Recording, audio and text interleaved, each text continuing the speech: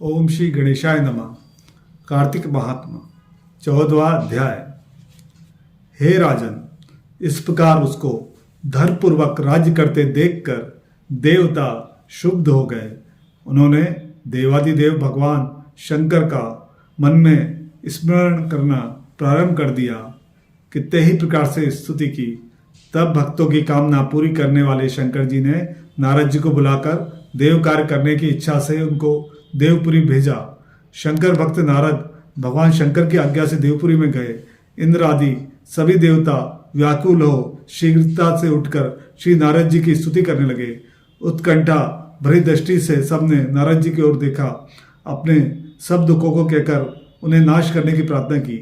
नारद जी ने कहा, मैं सब कुछ जानता हूँ, इसलिए अब मैं दैत्यराज जलंधर के पास जा रहा हूँ।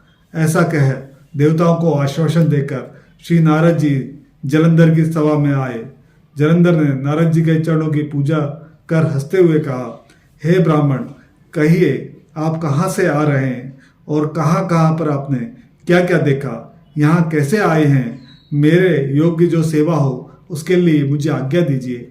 जालंधर के इस प्रकार के वचन सुनकर नारद जी प्रसन्न होकर बोले, हे दानवराज, महाबुद्धिमन जलंधर, तुम धन्य हो, क्योंकि इस समय सब रत्नों के भोक्ता एक तुम ही हो। हे दैत्य श्रेष्ठ, अब आप मेरे आगमन का कारण सुनिए, जिसके लिए मैं आज यहाँ आया हूँ। हे दैत्यराज, मैं स्वेच्छा से कैलाश पर्वत पर गया था, जहाँ 10,000 योजनों में कल्प वृक्ष का वन है। वहाँ पर मैंने सैकड़ों कामधेनुओं को घूमते हुए देखा तथा यह भी देखा कि वो वन चिंतामणि से प्रकाशित परम दिव्य, अद्भुत और सब स्वर्णमय हैं।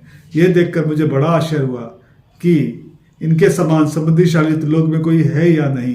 है दैत्येंद्र, उसी समय मुझे तुम्हारी भी समृद्धि का स्मरण हो आया और देखने की इच्छा से तुम्हारे पास आया हूँ। यह सुन जलंधर को बड़ा हर्ष हुआ। उसने नारद जी को अपनी सब समृद्धि दिखला दी। उसे देखकर देवताओं का कार्य करने में इच्छुक शुभ रहे नारद ने जलंधर की बड़ी प्रशंसा की और कहा, निश्चय ही तुम त्रिलोकपति होने के योग्य थे। तुम्हारे लिए ऐसा होना कोई विचित्र नहीं है। ब्रह्मा जी का हंसयुक्त विमान भी तुम्हारे पास है और द्युतलोक, पाताल और पृथ्वी पर जितने भी रत्न आदि हैं वो सब तुम्हारे ही तो हैं। मैं तुम्हारे इस प्रकार के रत्न ऐश्वर्य को देखकर बड़ा प्रसन्न हूँ, परंतु तुम्हारे पास कोई स्त्री रत्न है, इसलिए तुम्हारा यह सब कुछ फीका है। तुम कोई स्त्री रत्न ग्रहण करो। उसने नारद जी को प्रणाम करके पूछा कि ऐसी स्त्री कहाँ मिलेगी जो सब रत्नों में श्रेष्ठ हो? यदि ऐसा रत्न कहीं मिले तो मैं उसे अवश्य लाऊंगा। देव ऋषि नारद बोले, ऐसा रत्न तो कैलाश पर्वत पर योगी शंकर के पास ही है। उनकी सर्वांग सुंदर पत्नी देवी पार्वती बहुत ही मनोहर है।